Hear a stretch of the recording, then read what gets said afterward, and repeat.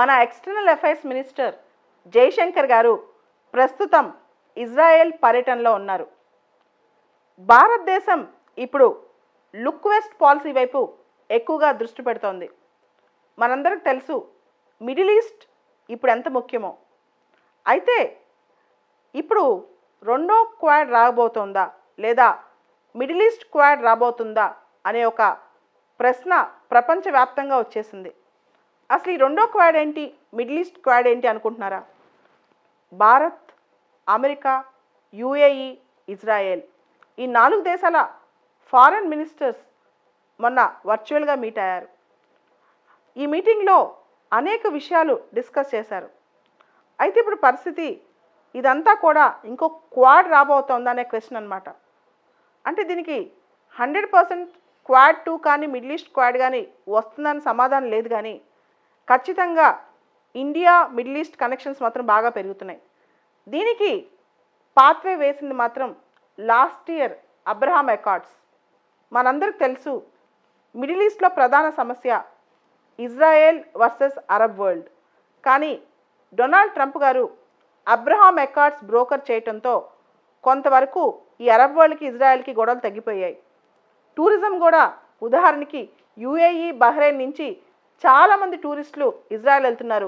Israel నుంచి చాలామంది టూరిస్టులు ఈ దేశాలు వెళ్తున్నారు. అన్నీ పెరిగిపోయాయి. డిప్లొమాటిక్ ఆఫీసెస్ కూడా ఇజ్రాయెల్లో వాళ్ళు ఎస్టాబ్లిష్ చేశారు ముస్లిం కంట్రీస్. మీరు చూస్తే అబ్రహాం అకార్డ్స్ అనేవి last year UAE, Bahrain, Israel మధ్య జరిగాయి. అయితే కొన్ని ముస్లిం కంట్రీస్ సూడాన్, మొరక్కో ఇవి కూడా వీటిల్లో ఇండైరెక్ట్గా లబ్ధి పొందాయన్నమాట. అంటే ఇప్పుడు ముస్లిం వరల్డ్కి, జూయిష్ వరల్డ్కి మధ్య అగాధం కాస్త తగ్గిపోయింది. డిప్లొమాటిక్ రిలేషన్స్ కానీ, టూరిజం కానీ ఇలాంటివన్నీ డెవలప్ అయ్యాయి. సో ఈ పరిస్థితిలో మిడిల్ ఈస్ట్తో ఇండియా కనెక్ట్ చాలా అవసరం. పాత కనెక్ట్ కాదు, కొత్తగా అనేక అంశాల్లో ఇండియాకి మిడిల్ ఈస్ట్ అవసరం అన్నమాట. ముఖ్యంగా పాకిస్తాన్ మిడిల్ ఈస్ట్కి చెప్పే నరేటివ్, అరబ్ వరల్డ్కి ఇండియాని చూపించే నరేటివ్ ఇప్పుడు మార్చాలి. ఇండియా దానికి కౌంటర్ నెరేటివ్ ఇవ్వాలి. ఇది ఫస్ట్ లక్ష్యం. రెండోది చైనా. క్వాడ్ 1 ఇప్పుడున్న eastern quad India, America, Australia, Japan ఎలా చైనాని చెక్ పెడుతున్నాయో అదేవిధంగా ఈ క్వాడ్ 2 కూడా చెక్ పెట్టాలి. మూడోది ఆయిల్. మిడిల్ ఈస్ట్ ఆయిల్ చాలా ఇంపార్టెంట్. అంతేకాదు స్ట్రాటజికల్గా మిడిల్ ఈస్ట్లో ట్రేడ్ కానీ, టూరిజం కానీ, ఇండియన్ డయాస్పొరా మిడిల్ ఈస్ట్లో దాదాపు 8 మిలియన్ ఇండియన్ డయాస్పొరా ఉన్నారు. దాంతోపాటు సైన్స్ అండ్ టెక్నాలజీ కోఆపరేషన్ పెరిగిపోతుంది, స్పేస్ కోఆపరేషన్ పెరిగిపోతుంది, ఇంతకుమించి క్లౌడ్ కంప్యూటింగ్ టెక్నాలజీస్లో కోఆపరేషన్, వీటన్నిటికీ ఇండియాకి మిడిల్ ఈస్ట్కి సంబంధాలు మెరుగుపడుతున్నాయి. సో ఇప్పుడు మిడిల్ ఈస్ట్తో ఈ క్వాడ్ ఆలోచన గొప్పదే అని చెప్పొచ్చు. అండ్ 1992లో మనం ఇజ్రాయెల్తో డిప్లొమాటిక్ రిలేషన్షిప్ స్టార్ట్ చేసాం. వచ్చే సంవత్సరానికి అది 30 సంవత్సరాలు పూర్తి చేసుకుంటుంది. ఈ సందర్భంలో ఈ క్వాడ్ 2 కనుక లాంచ్ అయితే ఇది ఇండియా, అమెరికా రిలేషన్స్ కూడా బలపరుచుద్ది. దానికి కారణం ఏంటంటే ఇజ్రాయెల్తో, మిడిల్ ఈస్ట్ దేశాలతో ఇండియా దగ్గరగా ఉంటే ఖచ్చితంగా అది అమెరికాకు కూడా ఆమోదయోగ్యమే, ముఖ్యంగా ఇజ్రాయెల్తో దగ్గరగా ఉంటే.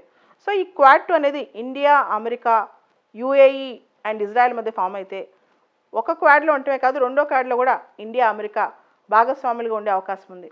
ఇవన్నీ చూస్తుంటే క్వాడ్ 2 వల్ల లాభాలు ఎక్కువ కనిపిస్తున్నాయి ఇండియాకి.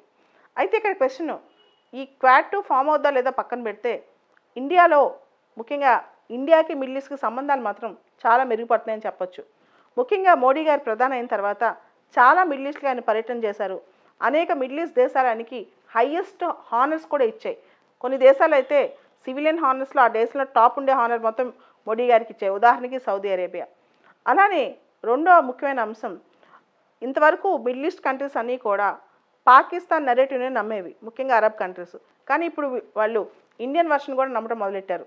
ఈ మధ్యకాలంలో ఆర్టికల్ 370 అబాలిషన్, సిటిజన్షిప్ యాక్ట్ వీటికి సంబంధించి ఇండియా మిడిల్ ఈస్ట్ నుంచి, ముస్లిం వరల్డ్ నుంచి కొంత రియాక్షన్ ఎదుర్కొన్నప్పటికీ ప్రస్తుతం మాత్రం ఈ క్వాడ్ 2, ఇండియా, మన జయశంకర్ గారి ప్రయాణం ఇజ్రాయెల్కి ఇవన్నీ కూడా శుభసూచకాలే అని చెప్పొచ్చు.